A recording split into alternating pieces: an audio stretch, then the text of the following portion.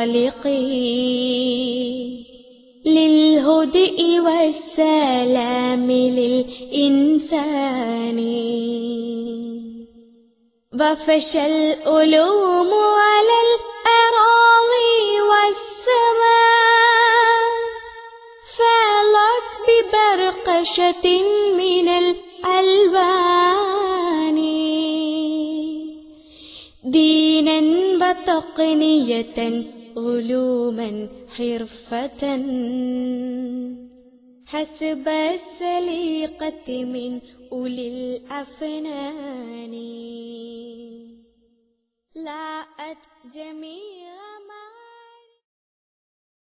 السلام عليكم ورحمة الله وبركاته. الحمد لله نحمده ونستعينه ونستغفره ونعوذ بالله من شرور أنفسنا وسيئات أعمالنا من يهده الله فلا مضل له ومن يضلل فلا هادي له. أشهد أن لا إله إلا الله وحده لا شريك له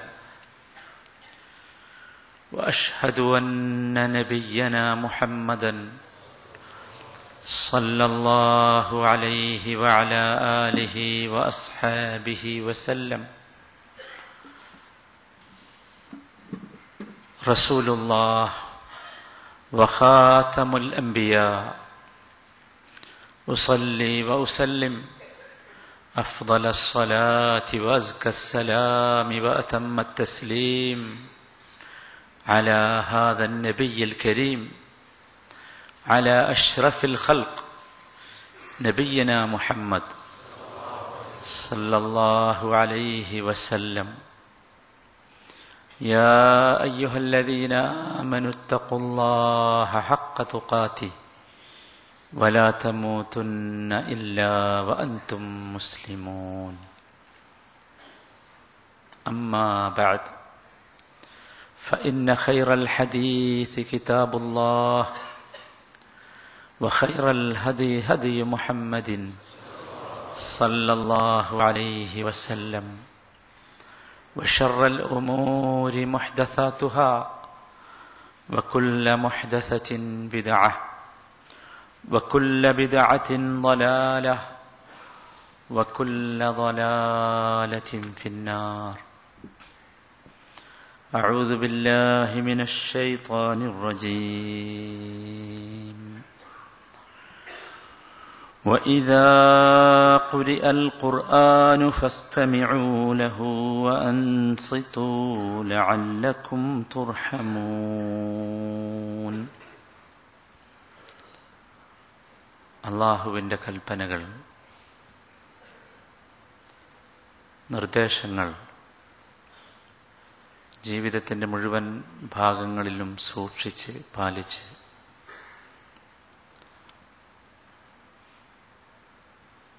അവൻ്റെ കാരുണ്യവും അവൻ്റെ പൊരുത്തവും അവൻ്റെ ഇഷ്ടവും അവൻ്റെ തൃപ്തിയും ലഭിക്കുന്ന യഥാർത്ഥ വിശ്വാസികളിൽ ഉൾപ്പെടാൻ ആഗ്രഹിക്കുക, കൊതിക്കുക, പരിശ്രമിക്കുക, പ്രവർത്തിക്കുക, പ്രാർത്ഥിക്കുക. അല്ലാഹു അക്കൂട്ടത്തിൽ നമ്മെ ഉൾപ്പെടുത്തുമാറാകട്ടെ. ഒരു മുസ്ലിമായ മനുഷ്യൻ അവൻ്റെ ജീവിതത്തിൽ ഒരു ദിവസം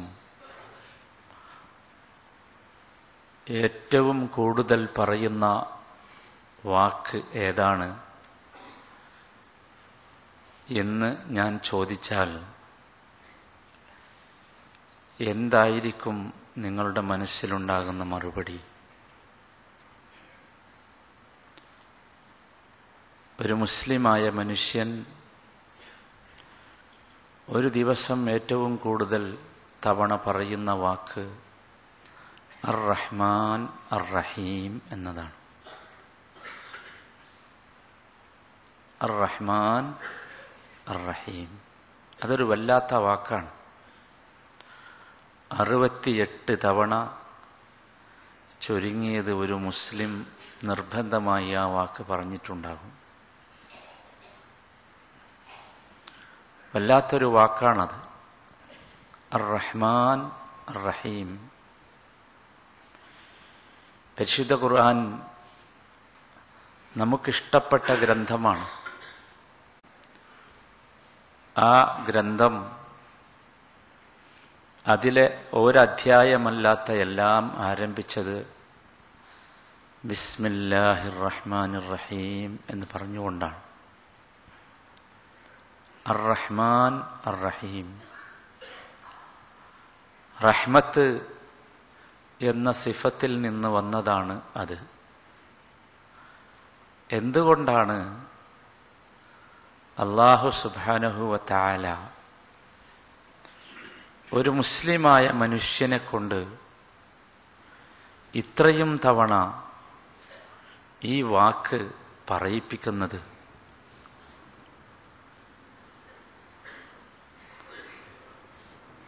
മനുഷ്യൻ എന്ന് പറയുന്നത് ഈ ബോഡിയല്ല. മാംസവും എല്ലും മജ്ജയുമൊക്കെ ചേർന്ന ഈ ശരീരത്തിൻ്റെ പേരല്ല മനുഷ്യൻ. ആയിരുന്നുവെങ്കിൽ ആ മനുഷ്യനിൽ നിന്നെന്തോ ഒന്ന് നഷ്ടപ്പെടുമ്പോൾ അതിൻ്റെ പേര് മാറുമായിരുന്നില്ല. മനുഷ്യനെ മനുഷ്യനാക്കുന്നത് അവൻ്റെ ശരീരത്തിൻ്റെ സൗന്ദര്യമല്ല, അവൻ്റെ പേഴ്സണാലിറ്റിയല്ല, അവൻ്റെ വ്യക്തിത്വമല്ല. മനുഷ്യനെ മനുഷ്യനാക്കുന്നത് മറ്റെന്തൊക്കെയോ ആണ്. ആ മനുഷ്യത്വമാണ് യഥാർത്ഥത്തിൽ ഈ റഹ്മത്തിൻ്റെ അടിസ്ഥാനം, ഈ കാരുണ്യത്തിൻ്റെ അടിസ്ഥാനം. മനുഷ്യന് റഹ്മത്തില്ലാതെ വരുമ്പോൾ അവൻ്റെ മനുഷ്യത്വം നഷ്ടപ്പെടുന്നു. കാരുണ്യമാണ് യഥാർത്ഥത്തിൽ മനുഷ്യനെ മനുഷ്യനാക്കുന്നത്. ക്രൂരനായ, എപ്പോഴും ദേഷ്യം പിടിക്കുന്ന, അടിപിടി കൂടുന്ന, ബഹളം വെക്കുന്ന ഒരാളെക്കുറിച്ച് നമ്മൾ പറയും അയാൾക്ക് മനുഷ്യത്വമില്ല. എവിടെ പോയി അയാളുടെ മനുഷ്യത്വം? ആലോചിച്ച് നോക്കൂ. സഹജീവികളോട് മാത്രമല്ല, സകല ജീവികളോടും കരുണ കാണിക്കുന്ന, ദയ കാണിക്കുന്ന, സ്നേഹം കാണിക്കുന്ന മനുഷ്യൻ, അവൻ വിരൂപിയാണെങ്കിലും കറുത്തവനാണെങ്കിലും നമ്മുടെയൊക്കെ ഭാഷയിൽ പേഴ്സണാലിറ്റിക്ക് നാം പറഞ്ഞ നിർവചനം ഉൾക്കൊള്ളാവുന്ന ഒരുത്തനല്ലെങ്കിലും അവനെക്കുറിച്ച് നമ്മൾ പറയും അവൻ മനുഷ്യനാണ്, അവനൊരു മനുഷ്യനാണ്. അപ്പോൾ അവനെ മനുഷ്യനാക്കിയത് അവൻ്റെ ശരീരമല്ല എന്നർത്ഥം.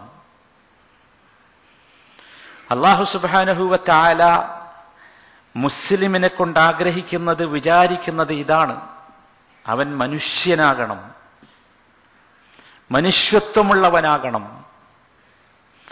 ആ മനുഷ്യനാകാൻ, മനുഷ്യത്വമുള്ളവനാകാൻ ഒരു ദിവസം ഒരുപാട് തവണ അള്ളാഹു ഒരു വാക്ക് പറയിപ്പിക്കുന്നു: അർ-റഹ്മാൻ അർ-റഹീം. അത് പറയുമ്പോൾ എന്റെയും നിങ്ങളുടെയും മനസ്സിനകത്ത് ഒരുപാട് വിചാരങ്ങളും വികാരങ്ങളും കടന്നു പോകേണ്ടതുണ്ട്. എന്തുകൊണ്ട് ബിസ്മി തുടങ്ങി ബിസ്മി ചൊല്ലി ആരംഭിക്കണമെന്ന് പറഞ്ഞത്? അത് ഒരു ചെറിയ വാക്കാണ്, പദമാണ്, ഒരു കുറച്ച് അക്ഷരങ്ങൾ കൂടിയ ഒരു ചെറിയ. എന്താണ് അതിൽ അടങ്ങിയിട്ടുള്ളത്? അതിനൊരു ഘനമുണ്ട്, ഗാംഭീര്യമുണ്ട്. ആ കനവും ഗാംഭീര്യവും ഉൾക്കൊണ്ടുകൊണ്ടായിരിക്കണം ബിസ്മി നമ്മുടെ മനസ്സുകളിൽ വരേണ്ടത്, നമ്മുടെ ചുണ്ടുകളിൽ വരേണ്ടത്. അല്ലാഹു സുബ്ഹാനഹു വ തആല അവന്റെ മഹത്തായ കാരുണ്യം കൊണ്ട് എല്ലാ വസ്തുക്കളെയും അല്ലാഹു സൃഷ്ടിച്ചിട്ടുള്ളത് അവന്റെ കാരുണ്യം ആ വസ്തുക്കളിൽ ലയിപ്പിച്ചുകൊണ്ടാണ്. വറഹ്മതി വസിഅത് കുല്ല ശൈ, എന്റെ റഹ്മത്ത്, എന്റെ കാരുണ്യം അത് എല്ലാ വസ്തുക്കളിലും അതിവിശാലമായ രൂപത്തിൽ, വ്യാപകമായ രൂപത്തിൽ എല്ലാ വസ്തുക്കളിലുമുണ്ട്. എല്ലാ വസ്തുക്കളിലും. ഏത് വസ്തുവും നിങ്ങൾ പരിശോധിച്ച് നോക്കൂ. അള്ളാഹുവിന്റെ സൃഷ്ടിയായ ഏത് വസ്തുവും അള്ളാഹുവിന്റെ സൃഷ്ടിപ്പിൽ അന്തർലീനമായി കിടക്കുന്ന കാരുണ്യം നമുക്ക് ബോധ്യമാവുക അപ്പോഴാണ്. നമ്മൾ പലപ്പോഴും അള്ളാഹുവിന്റെ സൃഷ്ടികളിൽപ്പെട്ട പലതും ഉപയോഗപ്പെടുത്തുമ്പോൾ അതിനെക്കുറിച്ച് ചിന്തിച്ചിട്ടുണ്ടാവുകയില്ല. വെള്ളമാകട്ടെ, വെളിച്ചമാകട്ടെ, സൂര്യനാകട്ടെ, ചന്ദ്രനാകട്ടെ, ഭൂമിയാകട്ടെ, നാം പണം കൊടുത്തു വാങ്ങി എന്ന് നാം വിചാരിക്കുന്ന നമ്മുടെ വാഹനമാകട്ടെ, എന്തും ഒക്കെ പോകട്ടെ, മനുഷ്യന്റെ ഇതൊന്നുമില്ലാത്ത, കിടപ്പാടമില്ലാത്ത, കുടിയില്ലാത്ത, കുടിലില്ലാത്ത, വാഹനമില്ലാത്ത ഒരുത്തനാണെങ്കിൽ അവന്റെ സ്വന്തം ജീവിതത്തിലെ, സ്വന്തം ശരീരത്തിലെ ഏതെങ്കിലും ഒരു അവയവം മാത്രം മതി അള്ളാഹുവിന്റെ റഹ്മത്ത് ബോധ്യമാകാൻ. റബ്ബുക്കും ദൂ റഹ്മത്തിൻ വാസിഅ, സുബ്ഹാനല്ലാഹ്. റബ്ബുക്കും, നിങ്ങളുടെ റബ്ബ്, ഇതൊക്കെ സൃഷ്ടിച്ച നിങ്ങളുടെ റബ്ബുണ്ടല്ലോ, അവൻ ദൂ റഹ്മത്തിൻ വാസിഅ, വിശാലമായ റഹ്മത്തുള്ളവനാണ്. വിശാലമായ റഹ്മത്ത്. ആ റഹ്മത്ത് നമുക്ക് ബോധ്യമാവാൻ മഹാനായ നമ്മുടെ നേതാവ് മുഹമ്മദ് മുസ്തഫ സല്ലല്ലാഹു അലൈഹി വസല്ലം ഒരു അനുഭവം വിശദീകരിക്കുന്നു. കുറെ തടവ് പുള്ളികളെ കൊണ്ടുവന്നിരിക്കുകയാണ്. ഏതോ യുദ്ധത്തിൽ പിടിക്കപ്പെട്ടവരാണ്. ആ കൂട്ടത്തിൽ ഒരു കൊച്ചുകുട്ടി മുട്ടുകുത്തി ഓടുന്നു. നബി സല്ലല്ലാഹു അലൈഹി വസല്ലം ആ കാഴ്ച കാണുന്നു. സഹാബത്ത് ആ കാഴ്ച കാണുന്നു. ആ കുട്ടിയുടെ അടുത്തേക്ക് ഒരു സ്ത്രീ ഓടിച്ചെല്ലുന്നു. എന്നിട്ട് ആ കുട്ടിയെ പൊക്കിയെടുത്ത് ഒക്കത്ത് വെച്ച് ഉമ്മ കൊടുത്ത് ലാളിച്ച് ഒരു മൂലയിൽ കൊണ്ടുപോയി ആ കുട്ടിക്ക് അമ്മിഞ്ഞ പാല് കൊടുക്കുന്നു. ഈ രംഗം റസൂലുള്ളാഹിയും സഹാബത്തും സല്ലല്ലാഹു അലൈഹി വസല്ലം കാണുകയാണ്. നബി തിരുമേനി ഈ രംഗം കണ്ട് തരിച്ചു നിൽക്കുന്ന സഹാബത്തിനോട് ചോദ്യം ചോദിച്ചു. അതറൗന ഹാദിഹിൽ മർഅ താരിഹത്തുൻ വലദഹ ഫിന്നാർ, നിങ്ങൾ കരുതുന്നുണ്ടോ ഈ പെണ്ണ് ഈ കുട്ടിയെ ഒരു തീകുണ്ടാരത്തിൽ കൊണ്ടുപോയി വലിച്ചെറിയുമെന്ന്? അങ്ങനെ ആരെയും വിചാരിക്കണ്ടോ? ഒരിക്കലുമില്ല. സഹാബികൾ മിഴിച്ചു നിൽക്കുകയാണ്. എല്ലാവരും ഒന്നിച്ചു പറഞ്ഞു, ലാ, എങ്ങനെ അത് സംഭവിക്കുമോ? അത് സംഭവിക്കൂലല്ലോ. അത്രയും പ്രയാസമുള്ള നിമിഷത്തിൽ പോലും തന്റെ കുഞ്ഞിനെ കണ്ടപ്പോൾ ഓടിച്ചെന്ന് അണച്ചുപൂട്ടി പിടിച്ചതിന് അമ്മിഞ്ഞ പാല് കൊടുക്കുന്ന ഒരു ഉമ്മക്ക് സാധ്യമാണോ? അത് സാധ്യമല്ല. സാധാരണന്മാർക്കൊന്നും സാധിക്കൂല. ഇപ്പൊ അതും സാധിക്കണ ഉമ്മമാരുണ്ട്, അത് വേറൊരു വിഷയമാണ്. ഇതും സാധിക്കണ ഉമ്മമാരും ഉപ്പമാരുമൊക്കെയുള്ള കാലഘട്ടത്തിലാണ് നാം ജീവിക്കുന്നത്. സ്വന്തം കുഞ്ഞുങ്ങളെ കുറിച്ച് ചിന്തിക്കാൻ, സ്വന്തം കുട്ടികളെക്കുറിച്ച് ചിന്തിക്കാൻ പോലും അത്രമാത്രം മനസ്സ് കടുത്തുപോയ, പടച്ച റബ്ബിന്റെ റഹ്മത്തിന്റെ ഒരു അംശം പോലും മാതൃത്വത്തിലോ പിതൃത്വത്തിലോ ലയിച്ചു ചേർന്നിട്ടില്ലാത്ത ഉമ്മമാരും ഉപ്പമാരുമാണ് എന്റെ സമൂഹത്തിലുള്ളത്. അത്തരത്തിലുള്ള ഒരുപാട് ഉമ്മമാരെ കുറിച്ച് എനിക്കറിയാം, ഉപ്പമാരെ കുറിച്ച് എനിക്കറിയാം. മാതൃത്വത്തിലും പിതൃത്വത്തിലും കാരുണ്യമെന്ന പടച്ച റബ്ബിന്റെ സമ്മാനം ലഭിച്ചിട്ടില്ലാത്തവർ, അള്ളാഹു നമ്മെ അതിൽ നിന്ന് കാത്തുരക്ഷിക്കുമാറാകട്ടെ. സഹാബികൾ പറഞ്ഞു, ഇല്ല, ഒരിക്കലുമില്ല. റസൂലുള്ളാഹി സ്വല്ലല്ലാഹു അലൈഹി വസല്ലമയുടെ ശക്തിയുള്ള തെർബിയത്തിന്റെ ഒരു പാഠം പഠിപ്പിക്കുകയാണ്. റസൂലുള്ള പറഞ്ഞു, ഫല്ലാഹു അർഹമു ബിഇബാദിഹി മിൻ ഹാദിഹി ബിവലദിഹാ. എന്നാൽ അറിഞ്ഞുകൊള്ളുക എന്റെ സഹാബത്തെ, അല്ലാഹു സുബ്ഹാനഹു വ തആല അവന്റെ അടിമകളോട് ഈ ഉമ്മ കുട്ടിയോട് കാണിച്ച കാരുണ്യത്തെക്കാൾ കടുപ്പമുള്ള കാരുണ്യം കാണിക്കുന്നവനാണ്. മനസ്സിലായോ? അതാണ് അള്ളാഹുവിന്റെ റഹ്മത്ത്.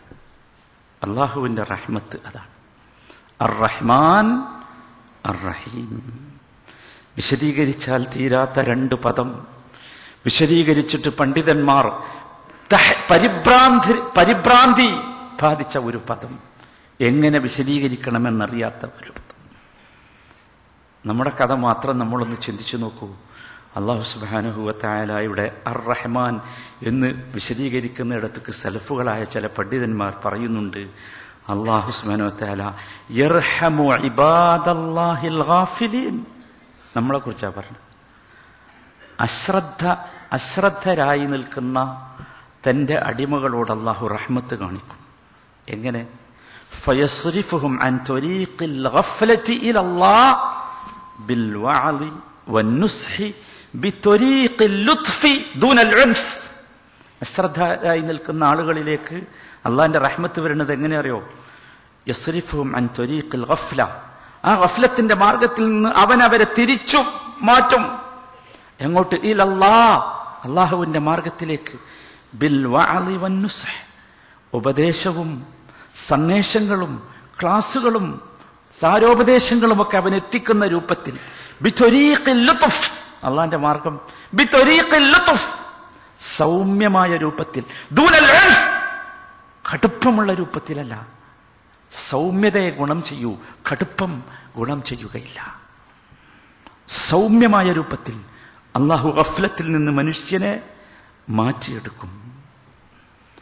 അള്ളാഹു സുബ്ഹാനഹു വ തആല അതാണ്. അള്ളാഹു സുബ്ഹാനഹു വ തആല, നിങ്ങൾ ആലോചിച്ച് നോക്കൂ സഹോദരന്മാരെ, അള്ളാഹുവിന്റെ റഹ്മത്ത് എന്ന സിഫത്തിൽ നിന്നാണ് നാം റഹ്മത്ത് എന്ന സിഫത്ത് ഉണ്ടാക്കേണ്ടത്. അള്ളാഹു എങ്ങാണ്ട് നാം ചെയ്യുന്ന ധിക്കാരങ്ങൾക്ക് നമ്മളോട് കടുപ്പം കാണിച്ചിരുന്നുവെങ്കിൽ, തശദ്ദുദ് കാണിച്ചിരുന്നുവെങ്കിൽ നമ്മൾ എന്താവും? അല്ലേ? നമ്മൾ അള്ളാഹിനോട് ചെയ്യുന്ന തെറ്റിന് സമാനമായി അള്ളാഹു നമ്മളോട് കടുപ്പം കാണിച്ചാൽ എന്തായിരിക്കും കഥ? നമ്മൾ എന്ത് പഠിക്കണം അതിൽ നിന്ന്? തെറ്റുകൾ ചെയ്യുന്നവരോട് കടുപ്പം കാണിക്കാൻ നമുക്ക് പാടില്ല. ഗ്ലാസ് പൊട്ടും, അള്ളാഹ് വിധിച്ചതാണത് പൊട്ടും എന്നത്. മനസ്സിലായില്ലേ? എൻ്റെ വീട്ടിലെ എൻ്റെ കുട്ടികളുടെ ഉമ്മയിൽ നിന്നൊരു ഗ്ലാസ് വീണ് പൊട്ടിയാൽ കടുപ്പം കാണിക്കാൻ എനിക്ക് പാടില്ല. കാരണം ഗ്ലാസ് ഉണ്ടാക്കിയത് പൊട്ടാനാ. പൊട്ടിയേ തീരൂ ഗ്ലാസ്. വാക്കുകളിൽ മനുഷ്യന് അധികം വരാം. വാക്കുകളെ സൃഷ്ടിച്ചത് അല്ലാഹുവാണ്, മനുഷ്യനെയും സൃഷ്ടിച്ചത് അല്ലാഹുവാണ്. വാക്കുകളിൽ അധികം വരാം. അധികം വന്ന വാക്ക് അധികമായി പോയി എന്നൊരുത്തൻ എന്നോട് വന്ന് പറഞ്ഞു പോയാൽ പിന്നീട് വീണ്ടും അവനെതിരെ തിരിഞ്ഞു കൊള്ളുന്നത് കടുപ്പമാണ്, പാടില്ലാത്തതാണ്, മുസ്ലിമിനെ പറ്റിയതല്ല. ആലോചിച്ച് നോക്കൂ, അല്ലാഹു തആല നമ്മളോട് അങ്ങനെ എങ്ങാണ്ട് പെരുമാറിയാൽ എന്തായിരിക്കും നമ്മുടെ അവസ്ഥ? നമ്മൾ ആലോചിക്കണം. അതാണ് അർ റഹ്മാൻ. മനുഷ്യനോട് എന്തിന് റഹ്മാനെ കുറിച്ച് പറയുന്നെന്ന് ചോദിച്ചാൽ മനുഷ്യൻ റഹ്മത്തുള്ളവനാകണം. നമ്മുടെ നേതാവിന്റെ ജീവിതം അതിന് നമുക്ക് തെളിവാണ്. നമ്മുടെ നേതാവ് അതാണ് നമ്മളെ പഠിപ്പിച്ചത്. ഇന്നമാ യർഹമുല്ലാഹു മിൻ ഇബാദിഹി അർ-റുഹമാ. തീർച്ചയായും അല്ലാഹു അവന്റെ അടിമകളിൽ കാരുണ്യം കാണിക്കുക. മിൻ ഇബാദിഹി റുഹമാ, കാരുണ്യം കാണിക്കുന്ന അടിമകളോടാണ്. ആരോടാ അടിമ കാരുണ്യം കാണിക്കുക? ഉടമ അടിമകളോട് കാരുണ്യം കാണിക്കും. അടിമയോ സഹജീവികളോട് കാരുണ്യം കാണിക്കും. ആ കാരുണ്യം കാണിക്കുന്നവനെ അള്ളാഹുവിന്റെ കാരുണ്യം കിട്ടൂ. വമൻ ലാ യർഹം ലാ യുർഹം, വമൻ ലാ യർഹം ലാ യുർഹം. കാരുണ്യം കാണിക്കാത്തവൻ അവന് കാരുണ്യം നൽകപ്പെടുകയില്ല. അള്ളാന്റെ കാരുണ്യം കിട്ടൂല കാരുണ്യം കാണിക്കാത്തവൻ. ഇർഹമൂ മൻ ഫിൽ അർദ് യർഹമുക്കും മൻ ഫിസ് സമാ. ഇർഹമൂ മൻ ഫിൽ അർദ്, ഭൂമിയിലുള്ളവരോട് നിങ്ങൾ കാരുണ്യം കാണിക്കൂ. അപ്പോഴോ യർഹമുക്കും, നിങ്ങളോട് കാരുണ്യം കാണിക്കും. ആര്? മൻ ഫിസ്സമാ, ആകാശത്തുള്ളവൻ. അള്ളാഹു ആകാശത്താ. അള്ളാഹുവാണ് മൻ ഫിസ്സമാ. അള്ളാഹു ആകാശത്താ. അള്ളാഹു എല്ലാ സ്ഥലത്തും അല്ല, അള്ളാഹു ആകാശത്താ. ആകാശത്തുള്ളവൻ നമ്മളോട് കരുണ കാണിക്കും. എപ്പോൾ? നമ്മൾ ഭൂമിയുള്ളോട് കരുണ കാണിച്ചാൽ. ആലോചിച്ച് നോക്കൂ, മുഅ്മിനായ മനുഷ്യൻ ഇങ്ങനെയായിരിക്കണം. അവൻ തൻ്റെ വിശ്വാസികളായ സഹോദരങ്ങളോട് മാത്രമല്ല, മുഴുവൻ സമൂഹത്തോടും കാരുണ്യം കാണിക്കേണ്ടവനാണ്. അതാണ് നബി സല്ലല്ലാഹു അലൈഹി വസല്ലമ നമ്മെ പഠിപ്പിച്ചത്. മനുഷ്യരോട് മാത്രമല്ല, മുഴുവൻ ജന്തുക്കളോടും മാത്രമല്ല, മുഴുവൻ വസ്തുക്കളോടും. ഒരു സാധനത്തിന്റെ ഉപയോഗത്തിൽ പോലും കാരുണ്യമുണ്ടെന്നാണ് തിരുമേനി സല്ലല്ലാഹു അലൈഹി വസല്ലം നമ്മെ പഠിപ്പിച്ചത്. ഒരു സാധനം ഉപയോഗിക്കുമ്പോൾ, ഭൂമിയിൽ ചവിട്ടുമ്പോൾ, ആ ഭൂമിയിൽ ചവിട്ടേണ്ട രീതിയുണ്ട്. ലാ തംശി ഫിൽ അർദി മർഹ, പറ്റൂല. അതൊരു ഒരു വിനീതമായിട്ടായിരിക്കണം. അതിനൊരു സ്വഭാവമുണ്ട്. കാരുണ്യത്തിന്റെ ഉത്കൃഷ്ടമായ അംശമുള്ള സ്വഭാവം ജീവിതത്തിലുടനീളം നാം അതുണ്ടാക്കാൻ സാധിക്കണം. അതാണ് മഹാനായ റസൂലുള്ളാഹി സ്വല്ലല്ലാഹു അലൈഹി വസല്ലം പഠിപ്പിക്കുന്നത്. ലൻ തുഅ്മിനൂ ഹത്താ തർഹമൂ, കരുണ കാണിക്കുന്നത് വരെ നിങ്ങളാരും വിശ്വാസികളാവുകയില്ല. ശക്തിയുള്ളതാ പദം. സഹാബത്ത് ചോദിച്ചു, യാ റസൂലല്ലാഹ് കുല്ലുനാ റഹീം, അല്ലാഹുവിന്റെ റസൂലേ, ഞങ്ങളൊക്കെ കരുണ കാണിക്കുന്നവരാണല്ലോ, അല്ലേ? നമ്മളൊക്കെ കരുണ കാണിക്കുന്നവരാണ്. റസൂലുള്ളാഹി പറഞ്ഞു, ഇന്നഹു ലൈസ ബിറഹ്മതി അഹദികും സാഹിബഹു, ഞാൻ ഉദ്ദേശിച്ചത് നിങ്ങളുടെ കൂട്ടുകാരനോടോ സുഹൃത്തിനോടോ സ്നേഹിതനോടോ മക്കളോടോ കാണിക്കുന്ന കാരുണ്യമല്ല. അതൊക്കെ കാണിക്കും. കാരണം എന്താ? ഇങ്ങോട്ട് കിട്ടിയാൽ അങ്ങോട്ടും കൊടുക്കും. മനുഷ്യന്റെ ഒരു സ്വഭാവ ചെയ്യും. വലാകിന്നഹാ റഹ്മത്തുൽ ആമ്മ, ഞാൻ ഉദ്ദേശിക്കുന്നത് പൊതുവായ കാരുണ്യമാണ്. എന്താണ് പൊതുവായ കാരുണ്യം? വതവാസൗ ബിസ്സബ്രി വതവാസൗ ബിൽ മർഹമ, വതവാസൗ ബിസ്സബ്രി വതവാസൗ ബിൽ മർഹമ. അവിടെ ആളെ വ്യത്യാസമില്ല. പരസ്പരം അങ്ങോട്ടും ഇങ്ങോട്ടും കാരുണ്യം ചെയ്യുകയും അങ്ങോട്ടും ഇങ്ങോട്ടും കാരുണ്യത്തിന് വേണ്ടി വസിയ്യത്ത് ചെയ്യുകയും ചെയ്യുക. ആളെ നോക്കാതെ മനുഷ്യനോട് എല്ലാവരും കാരുണ്യം ചെയ്യണം. ഹിന്ദുവായാലും മുസ്ലിമായാലും ക്രിസ്ത്യാനിയായാലും കാരുണ്യമുണ്ടാകണം. ജീവികളായാലും പക്ഷികളായാലും പറവകളായാലും ഇഴജന്തുക്കളായാലും കാരുണ്യമുണ്ടാകണം. എല്ലാ വസ്തുക്കളോടും. നബി സല്ലല്ലാഹു അലൈഹി വസല്ലമയുടെ സന്നിധിയിൽ ഒരു മനുഷ്യൻ വരുന്നു. ആ മനുഷ്യൻ റസൂലുള്ളാഹി സ്വല്ലല്ലാഹു അലൈഹി വസല്ലമയോട് പറയുന്നു, യാ റസൂലല്ലാഹ് ഇന്നി ലഅർഹമു ശാത അൻ അദ്ബഹഹ, അല്ലാഹുവിന്റെ റസൂലേ, ഞാൻ ആടിനെ അറക്കുമ്പം ആ ആടിനോട് കരുണ കാണിക്കാറുണ്ട്. ആടിനോട് അറക്കുമ്പോൾ കരുണ കാണിക്കുക. അറക്കണത് ക്രൂരതയാണ് എന്നാണല്ലോ നമ്മൾ ആരൊക്കെയോ പറഞ്ഞ് വിശ്വസിപ്പിച്ചിട്ടുള്ളത്. അങ്ങനെയാണ് ആളുകൾ വിശ്വസിപ്പിച്ചിട്ടുള്ളത്. അതുകൊണ്ടാണ് അഹിംസാ പ്രസ്ഥാനം വന്നത്. ഹിംസ എന്താണ്? കാരുണ്യത്തിന് വിരുദ്ധമാണ്, ക്രൂരമാണ് എന്നാണ്. എന്നാൽ ഈ അഹിംസക്കാരും ഹിംസ നടത്തുന്നു, അതവർ ചിന്തിക്കാറില്ല എന്ന് മാത്രം. എന്താ ഹിംസ? ഹിംസ എന്ന് പറഞ്ഞാൽ ജീവനുള്ള വസ്തുക്കളെ ഹിംസിക്കുന്നതാണെന്ത്? ഹിംസ. അഹിംസ എന്ന് പറഞ്ഞാലോ ജീവനുള്ള വസ്തുക്കളെ ഒരു പോറലുമേക്കാതെ കൊണ്ടു നടക്കുക, അല്ലേ? അങ്ങനെയാണ്. എങ്കിൽ അഹിംസയുടെ ആളുകൾ ഭക്ഷിച്ചുകൊണ്ടിരിക്കുന്ന മുഴുവൻ ഭക്ഷണ പദാർത്ഥങ്ങളും ജീവനുള്ളവയായിരുന്നു. എല്ലാ സസ്യങ്ങൾക്കും ജീവനുണ്ട്. എന്തിനെ അത് പൊട്ടിച്ചത്? എന്തിനെ അത് പറിച്ചത്? ഒരു പാവം സസ്യം. എത്ര മനോഹരമാണ് ആ സസ്യം! എന്തിനതിനെ പൊട്ടിച്ചു? അപ്പൊ അതല്ല കാരുണ്യം. കാരുണ്യം എന്താ? നബി സല്ലല്ലാഹു അലൈഹി വസല്ലമയുടെ മുമ്പിലേക്ക് ഒരു സഹാബി വന്ന് പറയുകയാണ്, ഞാൻ അറുക്കുമ്പോൾ കാരുണ്യം കാണിക്കും. അറുക്കുമ്പോൾ കാണിക്കാൻ കാരുണ്യം ഏതാ? ഒരുപാട് സംഗതിയാണ്. മൃഗങ്ങളെ, പ്രത്യേകിച്ച് ഭക്ഷിക്കാനുള്ള മാംസമുള്ള മൃഗങ്ങളെ അള്ളാഹു നമുക്ക് സൃഷ്ടിച്ചു നൽകിയിട്ടുള്ളത് അറുത്ത് തിന്നാനാ. അതാണ് അവയോട് കാണിക്കുന്ന കാരുണ്യം. എന്നിട്ടോ അറുക്കുമ്പോൾ അറുക്കുന്ന കത്തിക്ക് മൂർച്ച വേണം, പെട്ടെന്ന് അറുക്കണം. അതാണ് റസൂലുള്ളാഹ് ഈ സഹാബിയോട് പറഞ്ഞത്, ഇൻ റഹിംതഹാ റഹിമകല്ലാഹ്. നീ ഇങ്ങനെ റഹ്മത്ത് ചെയ്താൽ അള്ളാഹു നിനക്കും റഹ്മത്ത് ചെയ്യും. നോക്കൂ നിങ്ങൾ, ഉമർ ഇബ്നുൽ ഖത്താബ് റളിയല്ലാഹു അൻഹു ഒരു മനുഷ്യനെ കാണുകയാണ്. അറുക്കാൻ വേണ്ടി ഒരാടിനെ കൊണ്ടുവരുന്ന മനുഷ്യൻ. ആ ആടിനെ അയാള് നിലത്തിട്ട് കാല് പിടിച്ച് വലിച്ചാണ് കൊണ്ടുവരുന്നത്. നിലത്തിങ്ങനെ കാല് പിടിച്ച് വലിച്ചു കൊണ്ടുവരിക. ഉമർ ഇബ്നുൽ ഖത്താബ് മനുഷ്യനോട് പറഞ്ഞു, വൈലക് ഖുദ്ഹാ ഇലൽ മൗതി ഖൂതൻ ജമീലൻ. നിനക്ക് നാശം, എന്തൊരു മോശമാണടോ നീ ചെയ്യുന്നത്. അതിനെ നീ അറുക്കാൻ കൊണ്ടുപോകേണ്ടത് മനോഹരമായിട്ടായിരിക്കണം കൊണ്ടുപോകാൻ. അവിടെ ഒരു കാരുണ്യമുണ്ട് സഹോദരന്മാരെ. ഇങ്ങനെ ജീവിതത്തിന്റെ മുഴുവൻ ഭാഗങ്ങളിലും നിങ്ങൾ ആലോചിച്ച് നോക്കൂ, ക്രൂരമാണ് ഇസ്ലാം എന്ന് പറയുന്ന ആളുകൾ ഒരുപാട് ആളുകളുണ്ട്. ഇസ്ലാം ക്രൂരമാണെന്ന് പറയുന്നവർ. ഇസ്ലാം യുദ്ധത്തെ പ്രോത്സാഹിപ്പിക്കുന്നു, ക്രൂരതയെ പ്രോത്സാഹിപ്പിക്കുന്നു. ഇസ്ലാമിന്റെ കാരുണ്യത്തിന്റെ അംശം അവർ മനസ്സിലാക്കിയില്ലെന്ന് മാത്രമല്ല, ഈ സോഫ്റ്റ്നെസ് പറയുന്ന ആൾക്കാരുണ്ടല്ലോ, സൗമ്യതയുടെയും കാരുണ്യത്തിന്റെയും ഒക്കെ ആളുകൾ, അവർ കാട്ടിക്കൂട്ടുന്ന ക്രൂരത സമൂഹം കാണാതെ പോവുകയും ചെയ്യുന്നു. നിങ്ങൾ ആലോചിച്ച് നോക്കൂ, ഇസ്ലാമിൽ യുദ്ധമുണ്ട്, പക്ഷേ യുദ്ധത്തിന്റെ ഘട്ടത്തിൽ പോലും ഇസ്ലാമിൽ കാരുണ്യത്തിന്റെ ഒരുപാട് നിയമങ്ങളുണ്ട്. നോക്കൂ നിങ്ങൾ, റസൂലുള്ളാഹി സ്വല്ലല്ലാഹു അലൈഹി വസല്ലമ യുദ്ധമുന്നണിയിലേക്ക് ജനങ്ങളെ പറഞ്ഞയക്കുമ്പോൾ സൈന്യത്തിന് നൽകിയിരുന്ന ഉപദേശം വളരെ പ്രസക്തമാണ്. നിങ്ങൾ കുട്ടികളെ കൊല്ലരുത്, സ്ത്രീകളോട് യുദ്ധം ചെയ്യരുത്, ആക്രമിക്കരുത് അവരെ. മഠങ്ങളിലും ആരാധനാലയങ്ങളിലും ജപങ്ങളിലും ആരാധനകളിലും മുഴുകിക്കൊണ്ടിരിക്കുന്നവരെ നിങ്ങൾ ആക്രമിക്കരുത്.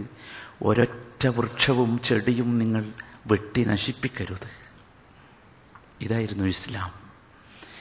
ഇന്ന് ഇസ്ലാമിന് കാരുണ്യം പഠിപ്പിക്കുന്ന കുറെ ആളുകളുണ്ടല്ലോ. അവർ ചെയ്യുന്ന എന്താ? ആകാശത്തു നിന്നാണ് അവര്, അല്ലേ? എന്നിട്ടോ കുട്ടികളോ ജീവികളോ അവർക്ക് വ്യത്യാസമില്ല. സ്ത്രീകളോ യുദ്ധത്തിൽ പങ്കെടുക്കുന്ന പടയാളികളോ അവർക്ക് വ്യത്യാസമില്ല. സസ്യങ്ങളും കൃഷികളും സകലവും നശിപ്പിക്കുന്നു. അപ്പൊ നമ്മളോ? ഇതൊന്നും നമുക്ക് പാടില്ലാത്തതാണ്. നമുക്കങ്ങനെ ഒരു സംഗതിയേ ഇല്ല. അബൂബക്കർ സിദ്ദീഖ് റളിയല്ലാഹു അൻഹുവിന്റെ മുമ്പിലേക്ക് അബൂബക്കർ സിദ്ദീഖ് റളിയല്ലാഹു അൻഹുവിനോട് മുർത്തത്തായ മതപരിത്യാഗം ചെയ്ത യുദ്ധത്തിൽ പങ്കെടുത്ത ക്രൂരനായ ഒരുത്തന്റെ തലയുമായി കടന്നു വന്ന ഒരു പോരാളി. അയാൾ ക്രൂരനാ, ഒരുപാട് അക്രമം ചെയ്തു. അയാളെ വെട്ടിയിട്ട് അയാളുടെ തലയുമായി വന്നു. അബൂബക്കർ സിദ്ദീഖ് സന്തോഷിക്കുമെന്നായിരുന്നു ഈ പോരാളി വിചാരിച്ചത്. അബൂബക്കർ സിദ്ദീഖ് അദ്ദേഹത്തോട് കടുത്ത ഭാഷയിൽ ചോദിച്ചു, ആരാണ് നിനക്കിതിന് അനുവാദം നൽകിയത്? അതാണ് ഇസ്ലാമിന്റെ കാരുണ്യം. പാടില്ല, ആരോടായാലും പാടില്ല. എന്ന് നിങ്ങൾ ആലോചിച്ച് നോക്കൂ, സമൂഹത്തിലേക്ക് വന്നാൽ സാമൂഹ്യ വ്യവസ്ഥിതിയിൽ ഇസ്ലാം കാണിച്ച കാരുണ്യത്തിന്റെ കടുപ്പം നമുക്ക് ബോധ്യമാകണമെങ്കിൽ ഇസ്ലാമിന്റെ സക്കാത്തിന്റെയും സദഖയുടെയും അത് കഴിഞ്ഞുള്ള വഖഫിന്റെയും അവസ്ഥയിലേക്ക് എത്തിയാൽ. ഇസ്ലാമിൽ ഒരുപാട് സാമ്പത്തിക സുരക്ഷിതത്വം സമൂഹത്തിനുണ്ടാക്കാൻ ഒരുപാട് മാർഗങ്ങൾ ഇസ്ലാം വരച്ചു കാണിച്ചിട്ടുണ്ട്. അതിൽപ്പെട്ടതാണ് സക്കാത്ത്, അതിൽപ്പെട്ടതാണ് സദഖ. വേറൊന്നുണ്ട്, വഖഫ് എന്ന് പറഞ്ഞുകൊണ്ട്. നിങ്ങൾക്കറിയാമോ മുസ്ലിം ലോകത്ത് എന്തൊക്കെ തരത്തിലുള്ള വഖഫുകളുണ്ട് എന്ന്? പലതരം വഖഫുകൾ, നമുക്കൊരിക്കലും ചിന്തിക്കാൻ പറ്റാത്ത വഖഫുകൾ. പരസ്പരമുള്ള സാമൂഹ്യ ബോധത്തിൽ നിന്നും കാരുണ്യത്തിൽ നിന്നും പുറത്തേക്ക് വന്നത്. രോഗികൾക്ക് മരുന്ന് വാങ്ങിക്കൊടുക്കാൻ മാത്രം വഖഫുണ്ട് ഇവിടെ. അറിയേണ്ടതാണ്, നാം അറിയേണ്ടതാണ്. നിങ്ങൾ അറിയാത്ത വഖഫുകൾ എത്രയുണ്ടെന്നോ? ഇവിടെയുള്ള വലിയ വീടുകളിൽ താമസിക്കുന്ന പരിചാരികകളും അവരുടെ കൈകളിൽ നിന്ന് അവരുടെ യജമാനന്റെ വീട്ടിൽ വല്ല അബദ്ധവും സംഭവിച്ചാൽ അതിന് പകരം കൊടുക്കാൻ ഈ പരിചാരികകളെ, സെർവൻസിനെ സഹായിക്കാൻ വഖഫ്. കേട്ടിട്ടുണ്ടോ നിങ്ങൾ അങ്ങനെ സംഭവം? എന്താണ് ഇങ്ങനെ? എത്ര മൈന്യൂട്ടായിട്ടാണ് മുസ്ലിം സമൂഹം ചിന്തിക്കണമെന്ന് ആലോചിച്ച് നോക്കൂ.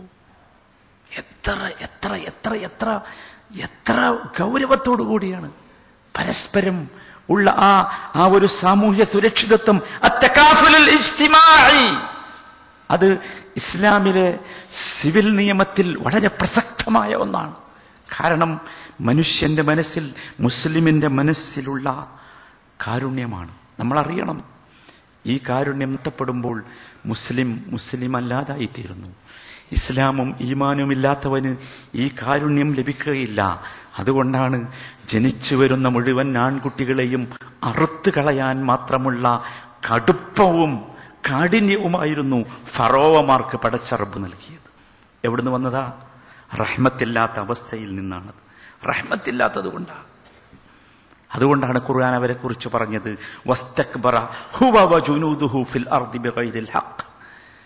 ഫിറഔനും അവന്റെ സമൂഹവും സൈന്യവും ഭൂമിയിൽ ഇസ്തിക്ബാർ കാണിച്ചു, അഹങ്കാരം കാണിച്ചു.